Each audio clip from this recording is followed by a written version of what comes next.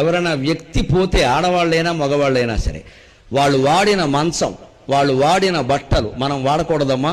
ఆ తద్దినానికి స్వయంపాక బ్రాహ్మణగా ఎవరు వస్తారో వారికి ఇవ్వాలి. అవన్నీ కూడా వాళ్ళ ఆడవాళ్ళైతే వాళ్ళ ఆడవాళ్ళకి ఇవ్వాలి, మగవాళ్ళైతే మగవాళ్ళకి ఇవ్వాలి. ఆ బట్టలు అంటే శవానికి కట్టుకున్న గుడ్డ కాదు, అది అక్కడ శ్మశానానికి వెళ్ళిపోతుంది. మిగిలిన బీరువాలో బట్ట. మా అత్తగారి చీరలకి అని చెప్పి కోళ్ళగారికి అధికారం లేదండి, కూతురికి అసలు లేదండి. అవి మొత్తం ఈ పురోహిత కర్మ చేయించిన బ్రాహ్మణుడు భార్యకి వెళ్ళాలి. లేదు కొన్ని వర్ణాల్లో పురోహిత కర్మ 10 రోజులు కాదు 2 రోజులు ఉంటుంది, స్వయంపాకం ఇస్తారు, వారికే వెళ్ళాలి.